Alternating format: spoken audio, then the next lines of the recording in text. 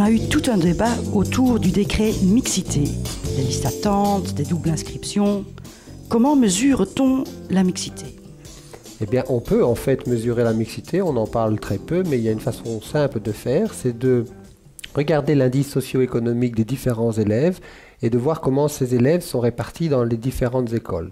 Alors, sur base de l'échantillon PISA, on a fait cela et on a réparti les élèves en deux groupes de taille égale selon que leur indice socio-économique est inférieur ou supérieur à la moyenne.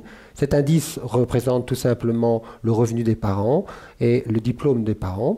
Et donc on a deux groupes d'élèves et on regarde comment ces élèves sont distribués dans les écoles. Et on constate, quand on fait cela, que la Belgique est un des pays d'Europe où la mixité scolaire est la plus faible. Pour dire concrètement, on a un taux de ségrégation scolaire parmi les plus élevés d'Europe, de l'ordre de 40%.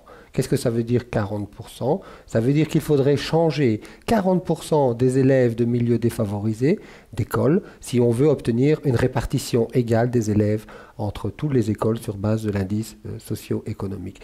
Et cette différence, elle est aussi élevée en région flamande qu'en région francophone. Pourquoi c'est si difficile à résoudre ? C'est un problème qui est difficile à résoudre parce qu'on accuse souvent la responsabilité liée au fait que les parents sont libres de choisir leur école. Mais en fait, ce n'est pas si simple parce que d'autres pays ont essayé de régler ce problème et de favoriser une mixité scolaire en forçant les parents à mettre leurs enfants dans les écoles les plus proches, notamment. C'est la carte scolaire en France, c'est le catchment area en Angleterre. Et qu'est-ce qu'on a vu? C'est que la mixité scolaire n'était pas favorisée par cela, parce qu'en fait, ce que l'on a simplement découvert, c'est qu'on retrouvait une ségrégation dans les écoles qui représentait la ségrégation géographique, les pauvres vivant dans des régions distinctes des enfants riches. Que faire alors, Jean ? Eh bien, ce qu'il faut, quelque part, c'est essayer de concilier les contraires. Il faut un peu résoudre cette quadrature du cercle où on a des groupes avec des intérêts différents. Nous avons les parents qui sont soucieux de mettre leurs enfants dans les meilleures écoles et qui attachent de l'importance à la composition socio-économique, culturelle et même religieuse de l'école. Il y a les écoles elles-mêmes qui ont un projet pédagogique qu'elles souhaitent développer et qui, pour cette raison, préfèrent prendre certains élèves et pas d'autres.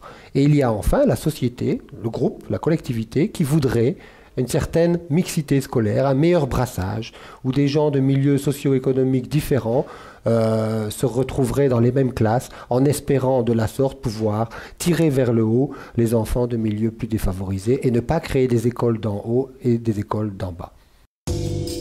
Pourquoi c'est si difficile à résoudre et que faire ? Eh bien, des gens se sont penchés sur la question depuis plusieurs dizaines d'années en fait et ont développé des procédures qui justement essaient de concilier ces intérêts potentiellement contraires. Donc supposons par exemple que des écoles soient nettement meilleures que d'autres, on ne peut pas satisfaire tous les parents en les acceptant en leur donnant leur premier choix. Il va falloir faire un consensus et concilier un petit peu les préférences qui sont contraires.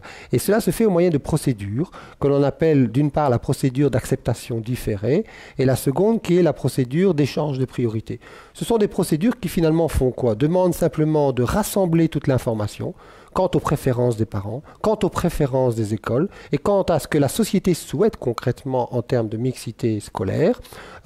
Une fois cela étant dit, on met en place cette procédure qui va réallouer, répartir, c'est une clé de répartition des élèves entre toutes les écoles qui essaient de satisfaire au mieux toutes ces préférences qui potentiellement sont conflictuelles et qui donc minimisent dans tous les cas les mécontentements. Cela demande une centralisation de l'information, mais ce n'est pas une solution autoritaire puisqu'on tient compte de la préférence des parents, mais on tient aussi compte on respecte les préférences des écoles et on impose cette priorité d'une mixité scolaire.